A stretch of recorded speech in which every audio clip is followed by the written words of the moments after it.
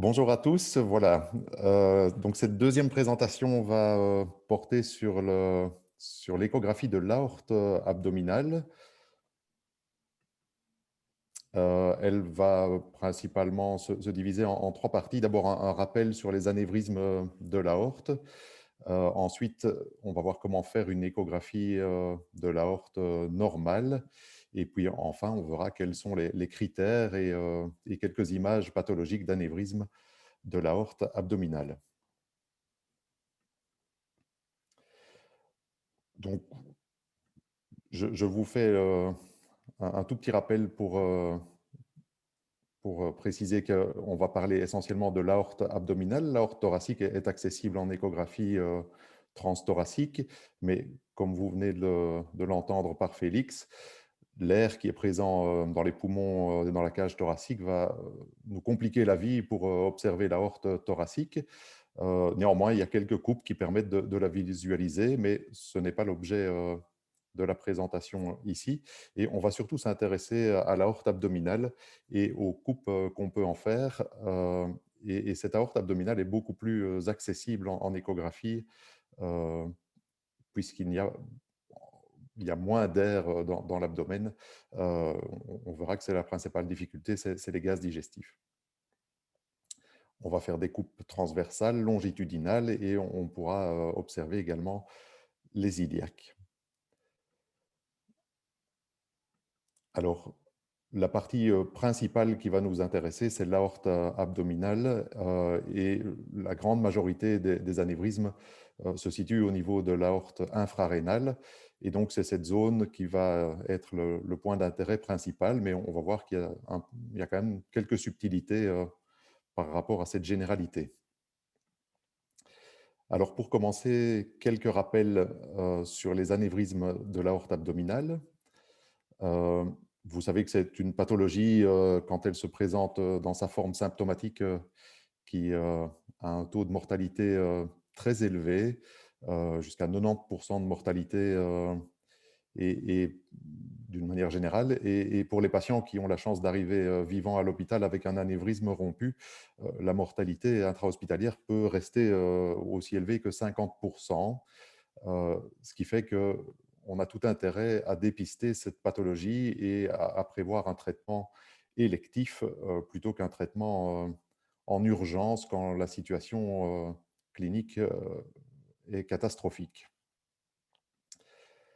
Alors, les principaux facteurs de risque des anévrismes aortiques abdominaux sont bien connus maintenant. Ils sont finalement assez nombreux, mais le tout premier et le plus évident étant l'âge, puisque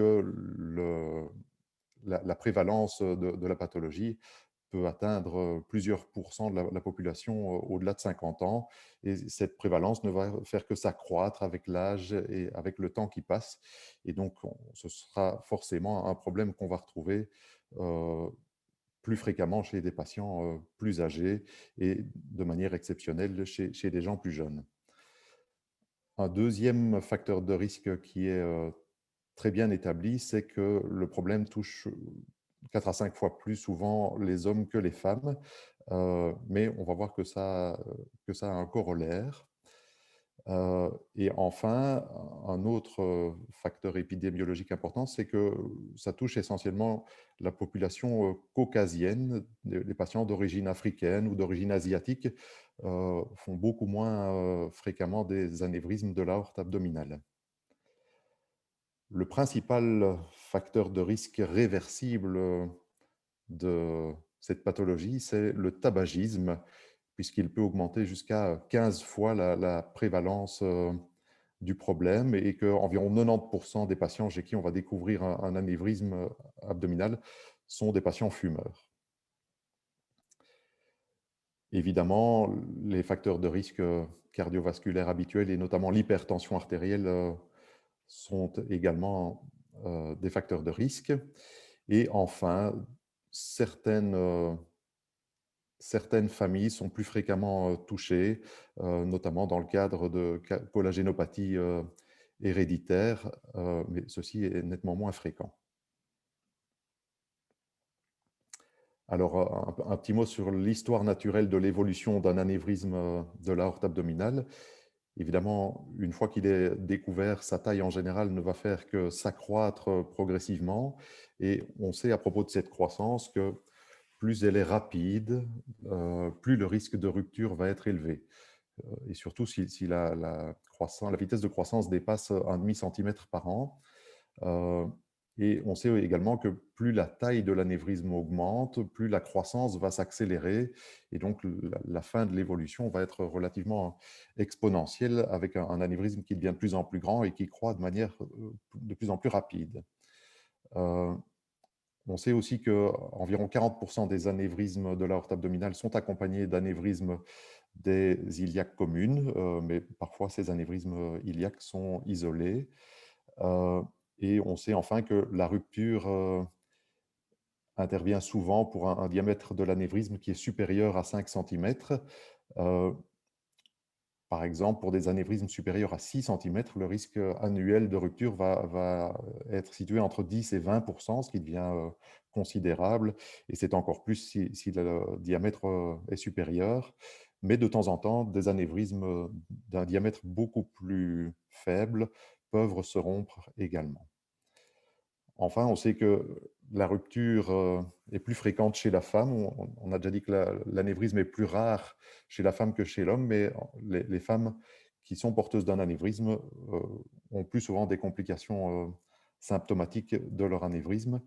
Euh, tout comme les patients fumeurs ont plus de chances de rompre leur anévrisme qu'un patient qui a arrêté de fumer. Enfin, un rappel sur la présentation clinique des anévrismes. C'est en général une pathologie asymptomatique qu'on découvre la plupart du temps par un bilan d'imagerie réalisé pour un autre motif, euh, ou qu'on découvre dans le bilan de claudication des membres inférieurs ou de pathologie vasculaire. La triade symptomatique classique est finalement assez rarement complète, avec l'hypotension, la douleur abdominale ou lombaire brutale et la masse pulsatile. Cette triade est rarement présente au complet, et notamment la palpation d'une masse pulsatile est, est absente dans environ 50% des patients qui ont un anévrisme abdominal. Évidemment, quand on en est au stade de la rupture, le tableau clinique est en général très parlant, mais la palpation abdominale peut faire défaut même à ce stade. Alors, il y a différents types d'anévrisme de l'aorte abdominale. Le plus fréquent est l'anévrisme fusiforme, donc qui est une dilatation de tout l'axe vasculaire. Euh, On peut aussi avoir des anévrismes saxiformes qui sont une dilatation focale, beaucoup plus localisée et d'un seul côté de la paroi du vaisseau. Il y a encore d'autres types d'anévrismes, mais donc nous, on va surtout s'intéresser et on va surtout voir des anévrismes fusiformes, qui est la pathologie la plus fréquente. Voilà pour ces quelques rappels sur les anévrismes de l'aorte abdominale. On va maintenant voir et rappeler comment faire une échographie de l'aorte abdominale avec un tout petit rappel d'abord, mais ceci est un rappel général sur l'échographie point of care, qui est un examen bourré d'avantages et de simplicité. C'est un examen qui est rapide, qui ne va pas coûter grand-chose, hormis l'acquisition de l'appareil d'échographie, qui peut se faire au lit du patient, ce qui va éviter de devoir le déplacer en radiologie et qui va nettement accélérer les choses. C'est un examen qui est très sensible, on va le voir pour l'aorte abdominale, et qui ne nécessite pas non plus d'injection de produits de contraste iodé avec tous les inconvénients qui vont avec, qui ne nécessite pas non plus d'irradiation. Bref, beaucoup d'avantages et de simplicité de cet examen. Alors, comment faire en pratique? c'est un examen dont la réalisation est très, très simple. On va commencer en posant la sonde abdominale au creux épigastrique et faire une coupe transversale de l'abdomen au creux épigastrique. Le marqueur de la sonde est évidemment toujours orienté vers la droite du patient. Le point de repère principal est l'ombre vertébrale à partir de laquelle on va pouvoir repérer l'aorte. Et puis, on va repérer l'aorte et glisser caudalement la sonde jusqu'à la bifurcation aortique qui est en général au niveau de l'ombilic. Et enfin, on termine, après avoir mesuré l'aorte en coupe transversale, par une coupe sagittale qui permet de voir le vaisseau de manière plus globale. Voilà, vous avez ici une première vue, mais on va y revenir en détail avec cette ombre vertébrale qui est le point de repère principal et l'aorte en coupe transversale qui est arrondie et devant la vertèbre. On balaye toute l'aorte et puis on revient un peu plus haut sur l'abdomen pour faire la coupe longitudinale. Alors, on va voir les différentes coupes successives qu'on peut obtenir et qui vont permettre de diagnostiquer ou d'éliminer le diagnostic d'anévrisme de l'aorte abdominale. La première coupe au niveau de l'abdomen supérieur, donc vraiment au niveau du creux épigastrique, retrouve l'ombre vertébrale ici et l'aorte qui est le gros vaisseau rond en avant et légèrement sur la gauche devant la vertèbre. Là, on est au niveau du creux épigastrique de l'abdomen supérieur. Un peu plus bas, à mi-hauteur entre l'épigastre et l'ombilic, on aura l'aorte moyenne qui est toujours ronde et devant la vertèbre. Et puis, juste avant la bifurcation, l'aorte devant la vertèbre se subdivise et on découvre les deux iliaques communes. Et donc, on voit très facilement en général cette transition d'une lumière à deux lumières. Et on en a fini avec le balayage transversal. Et enfin, on obtient la coupe longitudinale de l'aorte en remontant la sonde un peu plus haut sur l'épigastre. Donc, ça nous fait 5 images au total à acquérir, une au creux épigastrique, l'aorte proximale, l'aorte moyenne entre l'aorte proximale et la bifurcation est la troisième, les iliaques communes, c'est la quatrième image, et puis enfin la coupe longitudinale.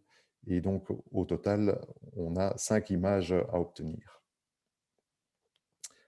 Et sur ces 5 images, il y a 3 questions clés auxquelles il faut répondre pour avoir complété totalement l'examen point of care de l'aorte abdominale.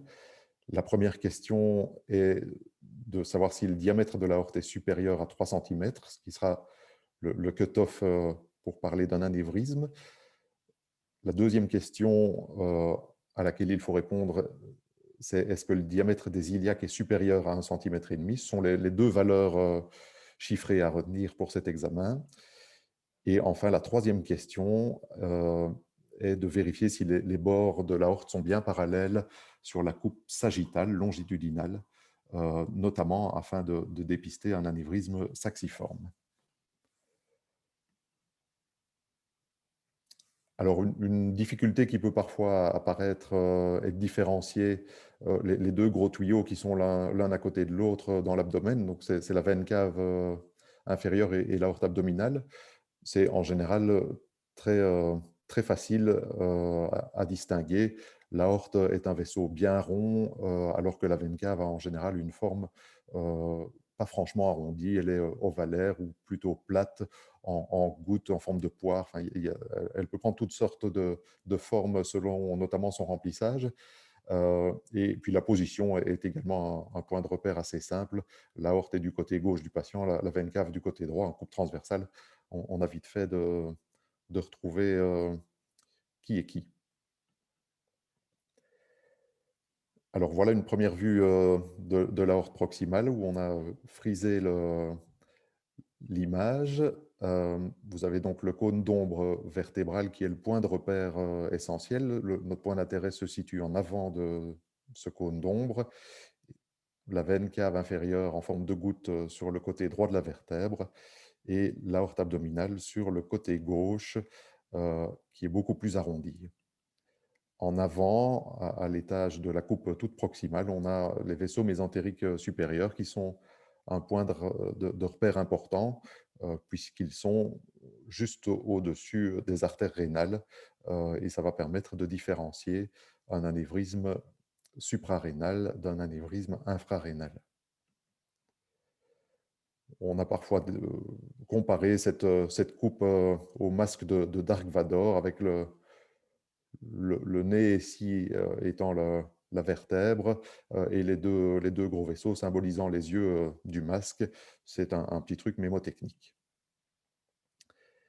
On peut parfois voir aussi à cet étage-là le tronc cœliaque, qui est également un point de repère de l'étage suprarénal. Et en échographie, ce tronc cœliaque, on le verra sous forme d'une d'aile d'oiseau, d'aile de mouette. C'est le signe de la mouette. Ça n'a pas beaucoup d'utilité, si ce n'est de se repérer au niveau de la hauteur de la coupe par rapport aux artères rénales.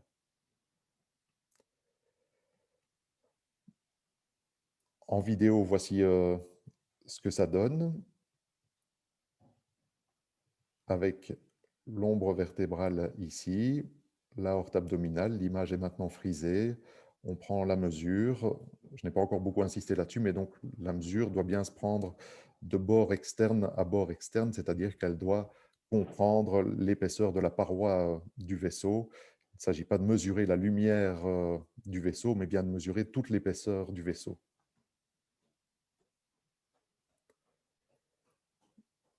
Distalement, on arrive à hauteur de la bifurcation et là aussi, on va prendre la mesure du diamètre du vaisseau de bord à bord, de bord externe à bord externe, tout comme pour les iliaques, afin de vérifier l'absence de dilatation anévrismale.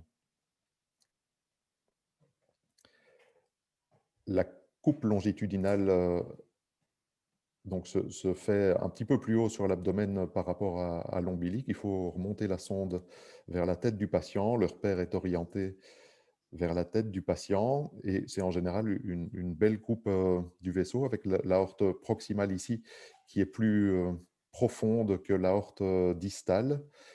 On voit en général bien les vaisseaux mésentériques supérieurs qui prennent leur origine et le but est surtout d'identifier le parallélisme des bords à ce niveau-là, mais pas tellement prendre une mesure. Alors la difficulté pratique, la seule difficulté pratique en général à la réalisation de l'échographie de l'aorte abdominale, c'est la présence des artefacts aériques, comme Félix l'a précédemment expliqué. L'air est un atténuateur fort et donc va entraîner une réflexion quasiment complète des ultrasons. Il va vous empêcher de voir l'aorte qui se trouve en profondeur. On a heureusement quelques petits trucs pour contourner cette difficulté des gaz digestifs.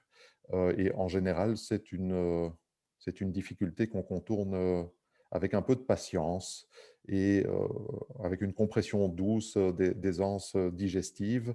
Ça va finir par chasser l'air présent dans le tube digestif devant la sonde et ça va permettre de finir par visualiser l'aorte sur toute sa hauteur.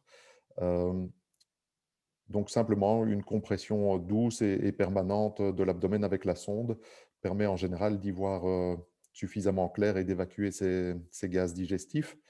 Euh, Si ça ne suffit pas, on peut alors tourner le patient en décubitus latéral gauche, ce qui va amener les gaz digestifs vers son hypocondre droit et ça va permettre de dégager la vue au niveau du creux épigastrique sur l'aorte abdominale. Et si vraiment on n'en sort pas, on peut faire une coupe plus latéralisée sur le côté droit. On va maintenant voir comment reconnaître l'anévrisme de l'aorte abdominale, quels sont les critères diagnostiques, et puis quelques images pathologiques. Le principal critère pathologique, on l'a dit, c'est une mesure du bord externe à bord externe, donc une mesure antéro-postérieure de l'axe de l'aorte abdominale qui va être supérieure à 3 centimètres. Ça, c'est le critère chiffré du diagnostic. Mais d'autres signes pathologiques peuvent attirer l'attention et faire suspecter la présence d'un anévrisme de l'aorte abdominale. Et notamment, comme on le voit ici sur cette coupe, c'est la présence d'un hématome pariétal. Donc, la paroi externe de l'aorte est ici, la lumière aortique résiduelle est ici, et puis toute la circonférence du vaisseau est partiellement oblitérée par par un hématome pariétal qui s'est accumulé progressivement sur la paroi de cet anévrisme. C'est évidemment un signe tout à fait anormal et la présence d'un hématome est toujours pathologique. Éventuellement, en cas de dissection aortique, on pourra avoir une vraie et une fausse lumière, donc deux lumières dans le vaisseau. Ça aussi, c'est forcément pathologique, mais on n'en dira pas beaucoup plus sur les dissections puisque l'échographie abdominale n'est pas l'examen de référence pour ces problèmes de dissection aortique, mais ça peut parfois, de temps en temps, faire le diagnostic avec un petit peu de chance.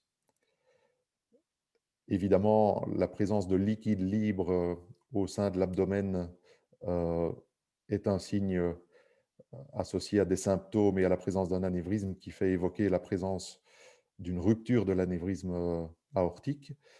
Mais la plupart du temps, les anévrismes aortiques abdominaux en train de se rompre ne s'accompagnent pas de la présence de liquide libre intra- intra-abdominal, péritonéal, parce que la rupture est postérieure, elle est rétropéritonéale, et donc vous ne retrouverez pas forcément de liquide libre péritonéal, euh, même si l'anévrisme est rompu.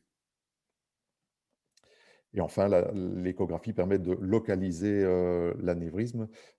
Si l'anévrisme est déjà visible à hauteur des vaisseaux mésentériques supérieurs, donc à hauteur de la coupe la plus proximale, ça veut dire que l'atteinte est suprarénale. Et donc ça change beaucoup la donne pour le chirurgien qui va être appelé à intervenir.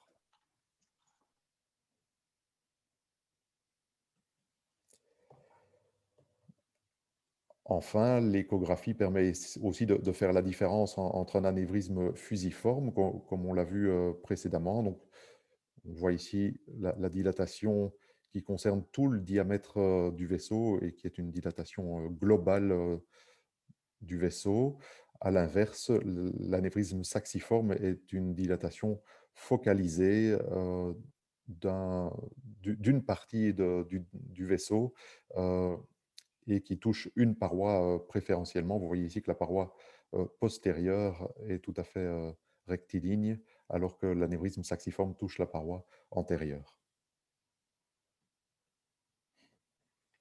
Quelques mots sur la littérature à propos de l'échographie point of care de l'aorte. C'est quelque chose qui a déjà été étudié depuis de nombreuses années. Une des premières études américaines publiées en 98 avait permis de démontrer que l'utilisation de l'échographie point of care aux urgences permettait de très nettement raccourcir le temps de diagnostic d'un anévrisme d'aorte abdominale symptomatique. Quelques minutes dans les mains du clinicien permettaient d'obtenir le diagnostic et donc permettait évidemment de raccourcir très nettement la prise en charge, le délai de prise en charge en salle d'opération de ces anévrismes. Et on sait que dans ces situations-là, chaque minute compte pour arriver à obtenir l'hémostase. Une deuxième étude publiée quelques années plus tard avait permis d'établir sur 125 patients, en comparant aux examens d'imagerie conventionnels, une excellente sensibilité et spécificité pour l'examen POCUS de l'aorte abdominale par l'urgentiste, ce qui a été confirmé plus tard. Et vous voyez ici qu'ils sont amusés à comparer l'efficacité de la détection d'un anévrisme par des chirurgiens vasculaires en consultation, simplement à l'examen clinique, en comparant ceci à des échographies d'aorte abdominale réalisées par des étudiants en médecine qui avaient été formés à la technique de l'examen. Eh bien, les étudiants en médecine faisaient beaucoup mieux avec l'échographie que des chirurgiens vasculaires chevronnés, dont l'examen clinique n'avait une sensibilité que d'environ 66%. On n'est pas très loin de l'histoire des 50% de palpation de la masse pulsatile. Euh, et donc, même des chirurgiens vasculaires chevronnés ne font pas, ne font pas aussi bien que l'échographie point of care. Enfin, la plus grosse étude sur le sujet date d'il y a quelques années, c'était en 2013, mais elle reprenait toutes les études et donc plus de 600 patients. Ils avaient pu montrer deux choses bien clairement. C'est d'une part que, en général, la clinique, en cas de suspicion de rupture d'anévrisme aortique abdominal, la clinique est souvent incomplète, en tout cas chez un patient sur deux. Et la sensibilité et la spécificité de l'échographie point of care dans cette situation est excellente et fait tout son intérêt. Quelques pièges à éviter dans l'utilisation de l'échographie pour le diagnostic d'un anévrisme d'aorte abdominale. On l'a déjà dit, le piège peut-être le plus important est de ne pas se tromper en prenant sa mesure. La mesure doit bien aller du bord externe au bord externe de l'anévrisme et il ne s'agit pas de mesurer le diamètre de la lumière aortique, mais bien de mesurer le diamètre de tout le vaisseau. Si vous mesurez le diamètre de la lumière, évidemment, vous allez sous-estimer le diamètre de l'anévrisme et le sous-diagnostiquer. Dans le même genre d'idée, l'autre piège lié au problème de mesure est un problème d'axe du faisceau ultrasonore en coupe transversale. Si le faisceau n'est pas bien orienté par rapport à l'aorte et est oblique par rapport à l'axe du vaisseau, la coupe va surévaluer le diamètre. Vous aurez une coupe un peu oblique et ovale du vaisseau. Euh, et inversement, en coupe longitudinale, si le faisceau ultrasonore n'est pas bien centré sur l'axe du vaisseau, vous allez sous-évaluer le diamètre antéro-postérieur de l'aorte. Mais on l'a dit, ce n'est pas dans cette coupe-là que les mesures sont essentielles. Enfin, un problème qui peut parfois créer un faux positif, c'est l'erreur de confondre l'ombre vertébrale ici avec éventuellement le canal médulaire qu'on peut voir à hauteur du disque intervertébral avec un anévrisme de l'aorte. Donc, la première question quand on pose sa sonde, c'est bien de reconnaître l'ombre vertébrale et les deux iliaques communes qui sont ici devant. Donc, ne pas confondre cette ombre vertébrale avec l'anévrisme lui-même. Alors finalement, qu'est-ce qu'on fait de toutes ces informations obtenues par l'échographie? Si votre patient présente une suspicion clinique d'un anévrisme d'aorte abdominale, si son échographie point of care permet d'affirmer que le diamètre n'est pas supérieur à 3 cm et que les iliaques ont un diamètre inférieur à 1,5 cm, vous avez exclu le problème de l'anévrisme d'aorte abdominale et vous pouvez vous concentrer sur les autres causes potentielles du tableau clinique de votre patient. Par contre, si votre patient suspect d'un anévrisme aortique abdominal symptomatique présente ces critères échographiques et une instabilité hémodynamique, mais la première chose à faire, c'est de contacter le chirurgien et d'envoyer votre patient en salle d'opération sans autre mise au point d'imagerie. Si le patient est stable, on aura tout le temps de compléter la mise au point par un scanner. Voilà pour terminer quelques images pathologiques. Vous avez ici une grosse aorte abdominale très dilatée. Elle fait très largement plus de 3 cm avec un gros thrombus pariétal et la lumière résiduelle qui est ici. L'image est frisée pour prendre une mesure et on est à environ 5 cm. Donc, le diagnostic ne fait aucun doute. En général, plus l'aorte est pathologique, plus le diagnostic est évident, et vous n'aurez même pas besoin de balayer toute l'aorte pour vous faire, une première idée. Les choses sont en général assez flagrantes. Une deuxième image avec une coupe, plutôt longitudinale de cet anévrisme qui est fusiforme avec une dilatation, très très globale et homogène, de l'axe du diamètre du vaisseau et à nouveau un gros thrombus pariétal et un flux turbulent au sein de cet anévrisme. Enfin, un balayage transversal de l'abdomen avec l'aorte qui est ici devant, qui est d'abord normale. Et puis, plus on progresse caudalement, plus le diamètre augmente. Ça, c'est tout à fait anormal. Et la mesure est à plus de 3 cm. Et donc, le patient a bien un anévrisme.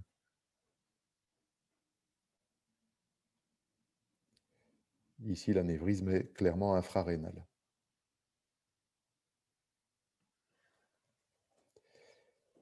Enfin, une dernière image juste d'illustration. On peut parfois tomber sur la présence d'une double lumière dans le vaisseau en cas de dissection aortique. Donc, comme je l'ai déjà dit, ce n'est pas l'examen de référence, ça ne permet pas d'exclure la présence d'une dissection, mais en général, quand on peut voir ce flap de dissection, le diagnostic ne fait pas beaucoup de doute, mais la mise au point devrait être étayée et confirmée par scanner. Donc, en conclusion, l'examen au lit du malade de l'aorte abdominale est très simple et facile et en général possible chez à peu près tout le monde, chez tous les patients, et l'apprentissage est relativement rapide. Ça permet d'une part d'accélérer la prise en charge en cas de suspicion de rupture dans les situations cliniques aux urgences, mais ça améliore aussi le dépistage d'une affection dont le pronostic est nettement meilleur lorsqu'elle peut être prise en charge de manière élective. Voilà, merci pour votre attention et à votre disposition s'il y a des questions.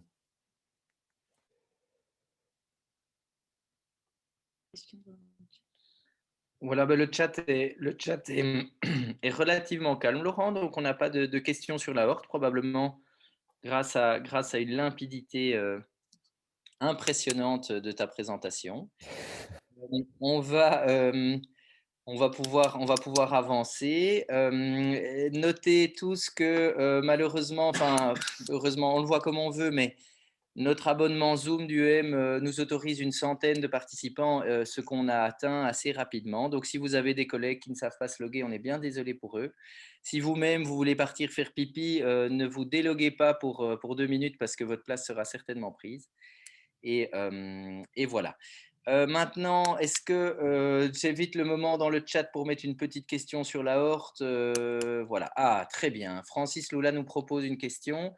Pouvez-vous repréciser le positionnement de la sonde pour la horte? Laurent, est-ce que tu peux nous redire comment en pratique on fait ça? Notez que dans les podcasts sur le site umasbl.com, vous avez un podcast pratique qui est comment on tient la sonde pour la horte, quelle image on doit obtenir, etc. Mais Laurent, on t'écoute. C'est ça, donc la sonde est positionnée transversalement sur le creux épigastrique pour commencer l'examen. Le repère est orienté vers la droite du patient et donc le point de départ pour s'y retrouver est de retrouver l'ombre vertébrale qui est le point de repère principal et l'aorte est située devant cette ombre vertébrale, un peu sur la gauche du patient. Une fois qu'on a pu identifier l'aorte proximale, améliorer, régler son image, puis la figer et prendre une première mesure, on balaye l'aorte abdominale du haut vers le bas, donc de la tête vers les pieds, du creux épigastrique jusqu'à plus ou moins à hauteur de l'ombilic, où on va arriver à la bifurcation et aux iliaques communes. Euh, et puis on termine en remontant la sonde sur le creux épigastrique euh, et en la positionnant dans la position longitudinale pour faire une coupe sagittale du vaisseau. Et là, le repère est orienté vers la tête du patient. Super Laurent. Est-ce qu'on a une deuxième question ici? En cas de découverte d'anévrisme de l'aorte abdominale, donc on fait l'examen, on tombe sur un anévrisme, est-ce qu'il y a un intérêt? Est-ce qu'on est obligé d'explorer toutes les branches viscérales abdominales? Notamment, tu parlais de la mésentérique, du tronc cœliaque, et cetera. Est-ce que dans le point of care au quotidien, on va, réellement s'attarder fort sur ces troncs viscéraux? Non, non, je pense pas qu'on va s'attarder fort sur ces troncs viscéraux. Le but simplement de les visualiser et et de confirmer le niveau de l'atteinte de l'anévrisme infrarénal ou suprarénal. Si l'aorte abdominale à hauteur de l'émergence de la mésentérique supérieure ou du tronc cœliaque est déjà anévrismale, alors l'anévrisme est suprarénal. Par contre, si le calibre de l'aorte abdominale est normal à hauteur de la mésentérique supérieure, ça veut dire que l'anévrisme n'atteint pas l'artère, n'atteint pas l'aorte suprarénale euh, et qu'il est localisé plus bas, donc sur l'aorte infrarénale. C'est ça. Donc en fait, ce que tu veux dire, c'est que de regarder les troncs, cœliaques et cetera, sert surtout à être sûr qu'on a bien exploré le tiers supérieur, plus qu'à décrire réellement l'anatomie de ces troncs-là, quoi, hein?